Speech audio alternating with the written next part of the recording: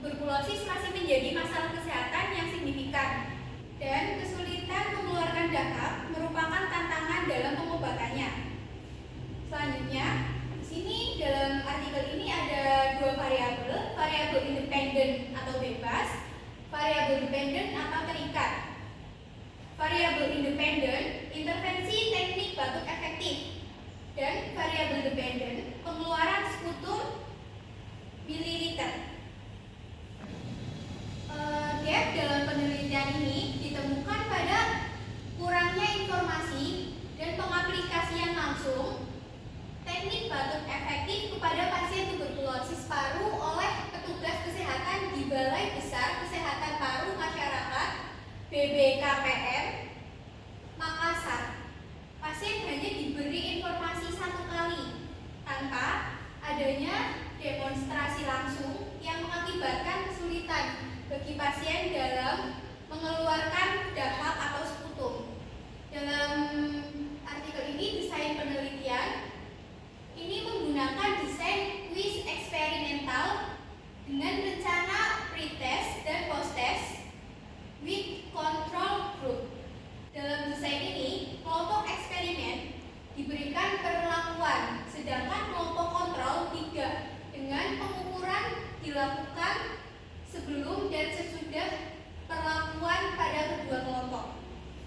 Selanjutnya ada alat penelitian. Alat penelitian dalam artikel ini meliputi lembar observasi dan pot sputum.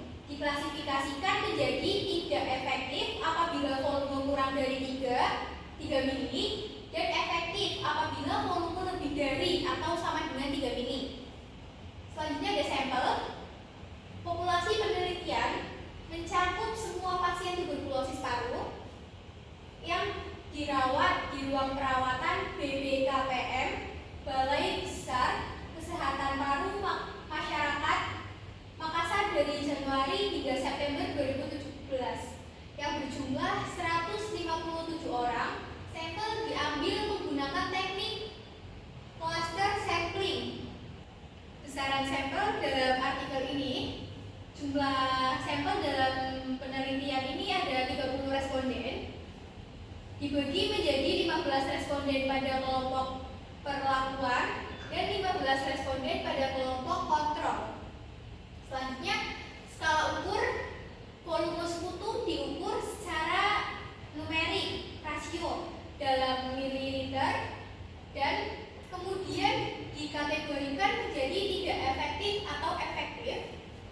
Karakteristik responden seperti jenis kelamin, pendidikan, dan umur juga disajikan. Umur disajikan dalam bentuk rata-rata, min, dan standar defisiasi SD yang merupakan data numerik. Baik, yang terakhir ada statistik univariat dan bivariat. Statistik univariat, data yang diperoleh disajikan dalam bentuk tabel frekuensi untuk menggambarkan karakteristik demografi sampel berdasarkan jenis kelamin, pendidikan, dan umur. Selanjutnya ada statistik bivariat, digunakan untuk menemukan hubungan antara dua variabel, baik itu bersifat komparatif, asosiatif, maupun korelatif. Dalam ujian statistik